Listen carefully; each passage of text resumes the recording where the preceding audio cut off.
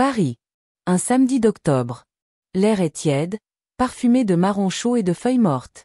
Les pavés encore humides du matin renvoient une lumière dorée. L'église Saint-Sulpice, imposante et majestueuse, s'ouvre comme un théâtre sacré.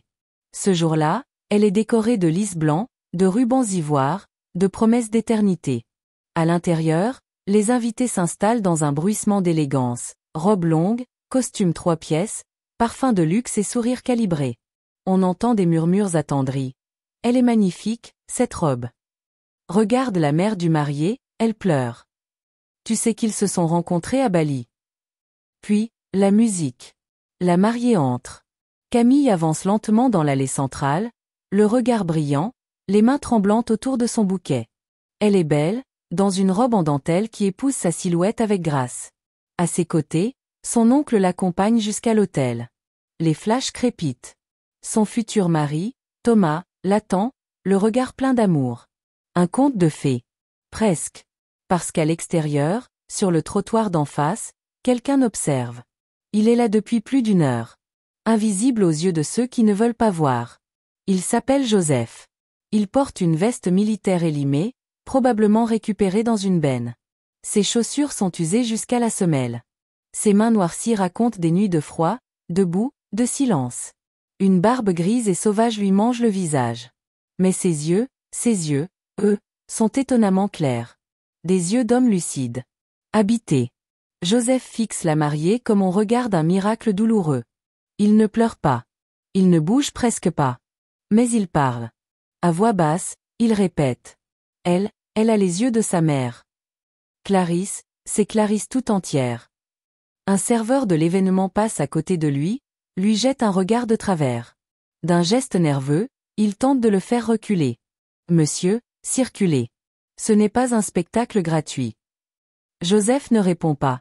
Il serre dans sa main un petit objet pendu à une chaîne. Une médaillon ancien, usé par le temps, gravé d'un prénom et d'une date.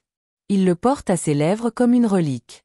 À quelques pas, un petit garçon tire la main de sa mère. Maman, pourquoi le monsieur il est triste? Ne le regarde pas, chérie. C'est sale. Le gamin obéit. Mais Joseph, lui, continue de murmurer. La cérémonie prend fin. Les mariés sortent sous une pluie de pétales blancs. Les cris de joie fusent, les applaudissements, les bises, les lancers de riz. Camille rit, Thomas l'embrasse. Ils avancent vers la limousine, heureux, radieux. Joseph s'avance d'un pas. 2. Il est désormais de l'autre côté de la rue. Un agent de sécurité le repère et s'interpose. Monsieur, vous devez partir immédiatement. Je veux juste la voir de près. Je vous ai dit de partir. Mais au moment où l'homme s'apprête à le repousser, une voix tremblante surgit derrière eux. Attendez. Joseph. Joseph se retourne lentement. Un homme âgé, habillé en costume gris clair, tremble en le fixant. C'est pas possible. Joseph Moreau? Le silence tombe comme une pierre. L'agent s'écarte. Camille, à quelques mètres, remarque l'agitation. Elle s'approche légèrement, intriguée. Qui est-ce? Demande-t-elle à sa tante. Le vieil homme avance d'un pas vers Joseph. Mais, tu es censé être mort. Mon Dieu, Joseph. Tu étais mon ami, tu étais le mari de Clarisse. Tu avais une fille. Camille. Joseph baisse la tête. Elle n'a pas besoin de savoir. Mais tu es vivant. Qu'est-ce que tu fais ici? Pourquoi t'as jamais donné de nouvelles? Joseph semble lutter avec ses mots. Je suis revenu. Trop tard. Je suis revenu quand il n'y avait plus rien à revenir. Ses yeux se posent une dernière fois sur Camille. Elle est magnifique. Elle n'a besoin de rien. Surtout pas de moi. Puis il recule. Disparaît dans la foule. Comme un rêve trop fragile pour rester éveillé. Camille, sans comprendre, regarde l'homme s'éloigner, prise d'un frisson qu'elle ne peut expliquer. Elle ne sait pas encore que le sans-abri qu'elle vient d'apercevoir est bien plus qu'un mendiant. C'est un chapitre entier de sa vie. Un chapitre que personne ne lui a jamais raconté. 3 jours s'étaient écoulés depuis le mariage. Camille n'arrivait pas à se débarrasser de cette image. Ce vieil homme en haillons. Ses yeux clairs. Son regard figé sur elle. Et cette scène étrange. Un inconnu qui le reconnaît, l'appelle Joseph. Parle de sa mère, de Clarisse.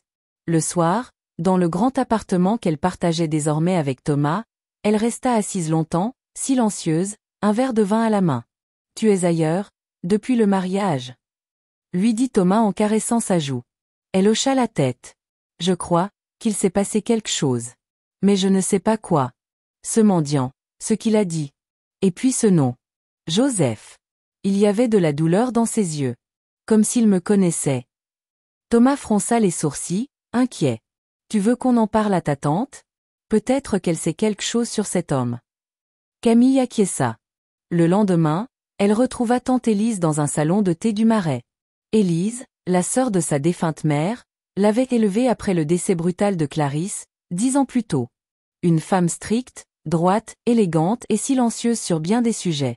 Lorsque Camille mentionna le nom Joseph, Élise blêmit. Où as-tu entendu ce nom? Dit-elle en reposant sa tasse.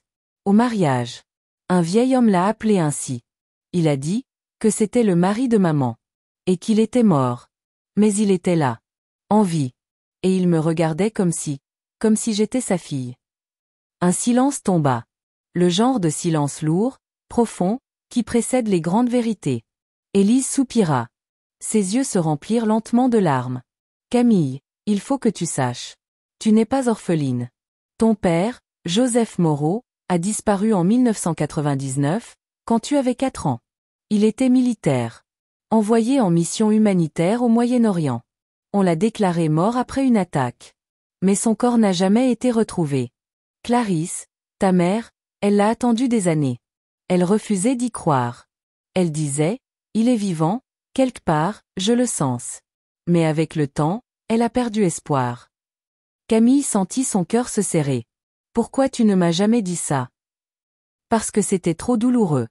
Et parce qu'on voulait te protéger de cette histoire. Joseph était un homme bon. Mais la guerre, elle l'a brisé. Un silence, encore. Puis Élise sortit quelque chose de son sac. Une lettre jaunie, soigneusement conservée. Elle est arrivée quelques mois après la mort de ta mère. Sans expéditeur. Je n'ai jamais osé te la montrer. Camille l'ouvrit. Ma Clarisse. Je suis vivant. Mais je ne suis plus l'homme que tu aimais. J'ai vu trop de choses. Fait trop de choses. Je ne peux pas rentrer. Je t'aime. Pardonne-moi. Aime Camille pour 2. Elle lut et relut la lettre. Les mains tremblantes. Les larmes ruisselant sur ses joues.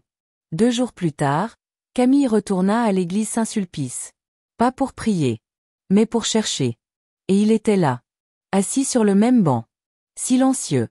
La tête baissée. Comme s'il n'avait jamais bougé. Elle s'approcha doucement. Joseph. Il releva lentement la tête. Son regard croisa le sien. Elle sut. Je suis Camille, dit-elle. Il ferma les yeux. Un sanglot sourd lui échappa. Je le sais, murmura-t-il. Je t'ai vu grandir, de loin. J'étais là. À chacun de tes anniversaires. À ta communion. À ton diplôme. Toujours de l'autre côté de la rue. Pourquoi? Pourquoi ne pas avoir franchi la rue, papa? Il éclata en sanglots. Long, profond, étouffé. Parce que je ne voulais pas que tu aies honte. Parce que je n'étais plus digne de toi. Parce qu'un soldat qui rentre sans son âme, ce n'est plus un père. C'est un fantôme. Elle s'approcha. Lentement. Et s'agenouilla devant lui. Elle prit ses mains dans les siennes. Sale, abîmée, mais vivante. J'aurais préféré un père brisé, qu'un silence parfait. Ils restèrent là, longtemps, enlacés. Comme si le monde s'était arrêté. Quelques mois plus tard, Joseph intégra un centre de réinsertion, grâce à Camille. Il se coupa les cheveux, rasa sa barbe, retrouva peu à peu ses mots, ses gestes, son humanité.